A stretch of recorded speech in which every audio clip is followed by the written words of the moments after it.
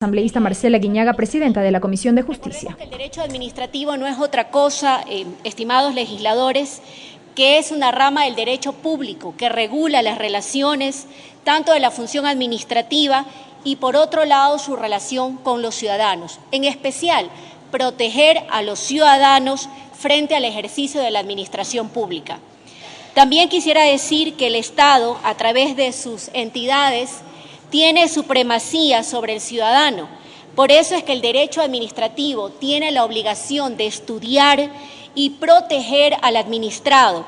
de una manera que el administrado pueda defenderse ante actos quizás abusivos, arbitrarios o ilegales en algún momento que haga el Estado. El ciudadano hoy va a poder demandar al Estado a través o por algún acto que considere ilegal o arbitrario en diferentes vías, tanto por la vía administrativa, por los órganos jurisdiccionales pertinentes. En este sentido, creemos, desde el aporte de la Comisión de Justicia, que entregar este Código Orgánico Administrativo al Ecuador va a representar que los ciudadanos sepan con claridad que tienen un solo procedimiento administrativo. No importa de dónde emane una resolución, un acto administrativo, sea un municipio, sea un ministerio o cualquier institución desde el Estado en general. Esto va a permitir, sin duda alguna, y ojalá se acaben, vuelva mañana, se me perdió su documento, no le contesté su solicitud, porque los funcionarios públicos tienen plenas capacidades y tienen la obligación de contestar a los administrados en los tiempos que demanda la ley. Esto va a permitir, evidentemente, que el ciudadano tenga y se garantice su derecho a la defensa y al debido proceso. Paso inmediatamente, en honor al tiempo, a presentar, si ustedes lo miran, la objeción parcial presentada por el exmandatario Rafael Correa Delgado al proyecto de Código Orgánico Administrativo. La Comisión de Justicia,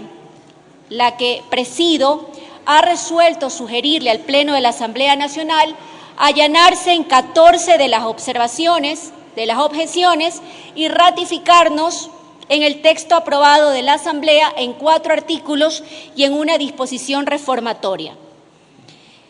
Paso inmediatamente, siguiente por favor, a establecer los allanamientos que sugiero que este Pleno de la Asamblea Nacional acoja. La objeción del artículo 48, porque mejora el texto aprobado indudablemente, puesto que clarifica que las demandas judiciales que se dirigen contra instituciones públicas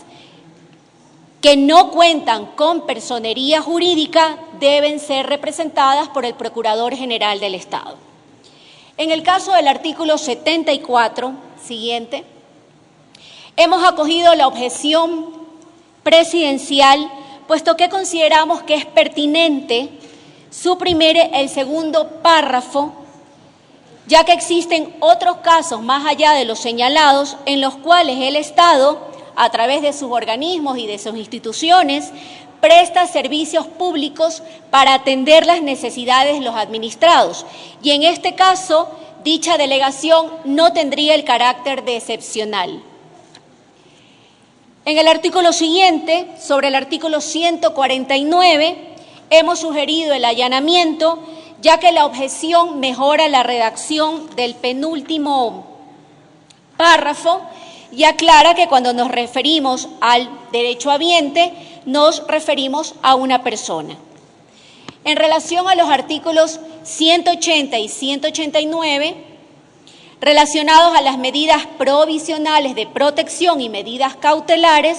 la objeción parcial recoge lo previsto en el artículo 66 de nuestra norma constitucional y señala que únicamente se requiere de autorización judicial en los numerales 14, 19 y 22 del artículo en mención. Se excluye el numeral 21, por cuanto en estos casos únicamente se podrían dar en procesos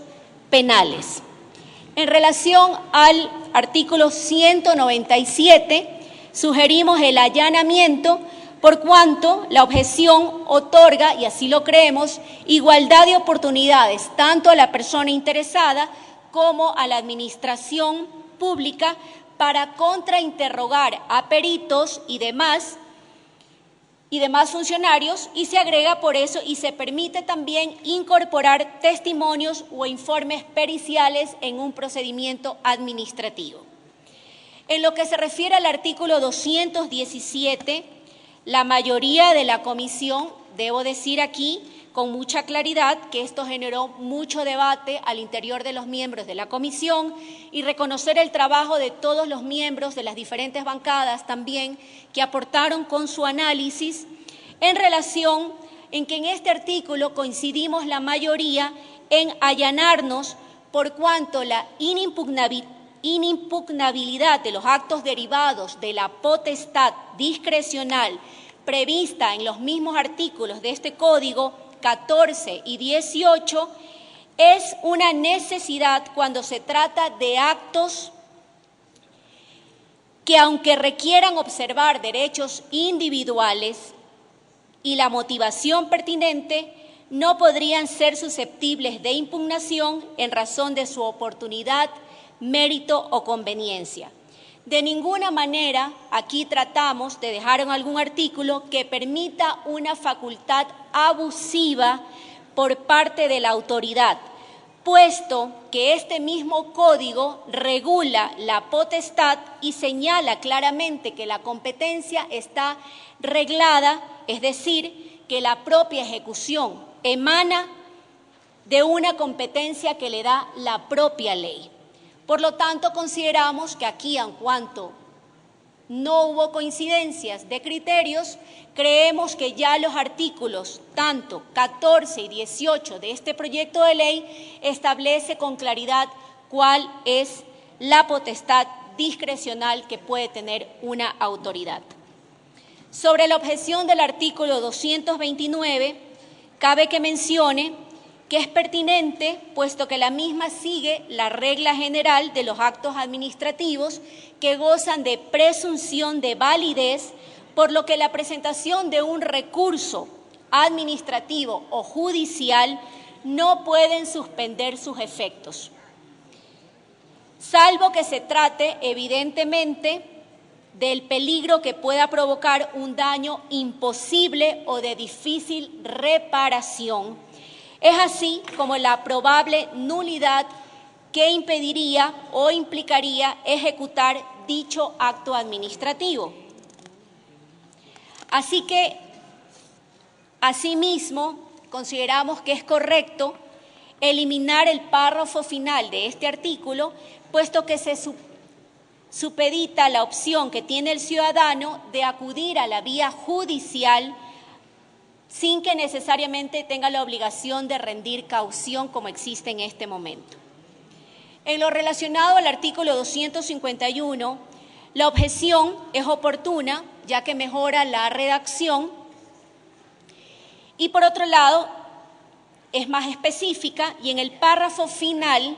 que la competencia para ordenar medidas cautelares deben estar previstas en este Código Orgánico Administrativo y en la ley. Hemos decidido también sugerir el allanamiento sobre la objeción del artículo 334. Es necesario señalar que las administraciones públicas deben reparar los daños sobre los cuales los servidores públicos pueden o cuentan con herramientas y tecnología necesaria para prever los efectos de una acción u omisión. En el caso del artículo 340, la objeción, igual que en los otros casos, consideramos que mejora la redacción del artículo y es coherente con lo que dispone y establece la visión del libro cuarto de este proyecto de ley. En relación a la disposición general tercera, sugerimos el allanamiento porque se corrige un vacío legal que podría quedar con el texto aprobado por esta Asamblea, ya que es necesario aclarar las bases ya que debe ser necesario aclarar y aplicar lo previsto en este código en relación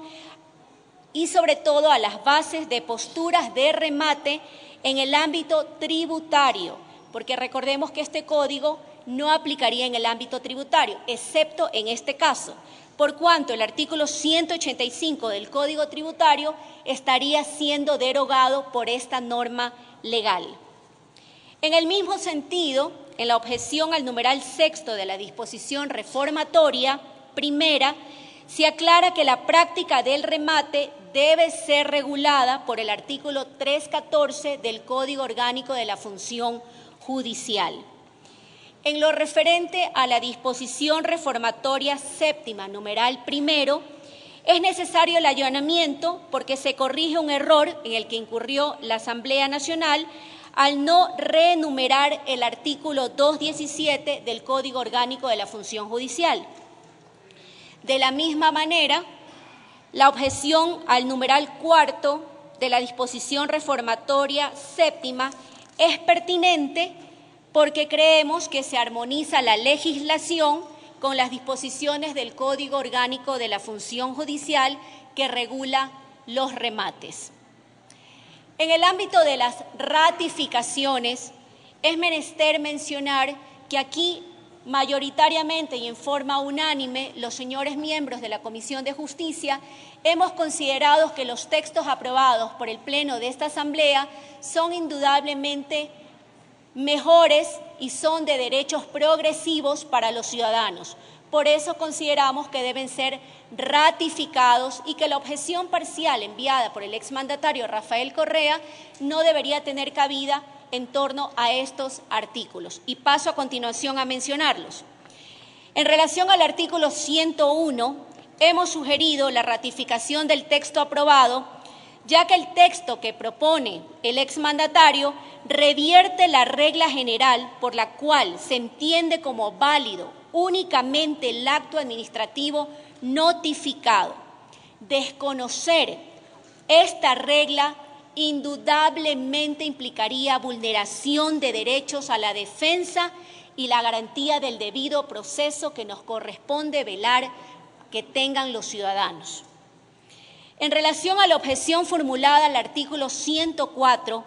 hemos considerado sugerir la ratificación a este Pleno, puesto que la objeción parcial que nos sugiere el exmandatario, en los artículos 99, 100 y 105, ya se prevén las causales de nulidad, los requisitos de eficacia y el deber de motivación de los actos administrativos, por lo cuanto consideramos que el texto aprobado es el adecuado. Respecto a la objeción del artículo 207 y la disposición reformatoria primera de los numerales 3, 4 y 5 relacionados al silencio administrativo, la Comisión de Justicia decidió sugerir la ratificación del texto aprobado por esta Asamblea, ya que lo aprobado indudablemente es un avance de derechos porque se reconfiguró el régimen vigente que se da a los actos presuntos resultantes del silencio administrativo. Las penurias que hasta el día de hoy deben pasar los ciudadanos para hacer efectivos sus derechos como consecuencia del silencio administrativo requerían de una reforma del sistema en razón a este nuevo Código Orgánico Administrativo, una nueva forma de ver las relaciones entre el ciudadano y la administración pública. Es por eso que consideramos que en razón de este código otorgó a los actos administrativos presuntos la calidad de título de ejecución. ¿Para qué? Para que se persiga en la fase judicial pertinente y no se vuelva a discutir a través de un procedimiento judicial lo que ya fue conocido por la administración pública. Sin embargo, debemos aclarar sustantivamente que no se podrán ejecutar actos que se encuentren incursos en las causales de nulidad previstas en este proyecto de ley. Un minuto más, señora asambleísta, por favor. En este sentido, se planeó también una reforma al Código Orgánico General de Procesos, de manera que se permita la fase de ejecución en torno y que la autoridad judicial solicite una declaración jurada de no haber recibido respuesta dentro del término de 30 días, pero que también se lleve a cabo una audiencia en la cual la Administración tenga la posibilidad de pedir la inejecutabilidad del acto, quizás porque tenga algún vicio de nulidad. Finalmente, señor presidente, y me permite, con esto ya concluyo, es necesario que lo relacionado a la objeción del artículo 336, es indispensable que nos ratifiquemos en el texto aprobado, puesto que se reconoce el derecho de los ciudadanos a ser reparados cuando han sido víctimas de daños que jurídicamente no estaban obligados a soportar. Pero no solamente una reparación pecuniaria, sino también es su derecho a recibir una reparación inmaterial. Pero como se debe aclarar, dicha reparación inmaterial, conforme consta en esta ley y está previsto en este código, no podrá, bajo ningún concepto, violar el principio de legalidad y, peor aún, generar erogaciones adicionales al Estado. Presidente, pongo a consideración este informe de la Comisión de Justicia, que debo decir que en un trabajo serio, frontal, técnico, jurídico, se votó su informe por unanimidad. Gracias, presidente. Gracias, señora.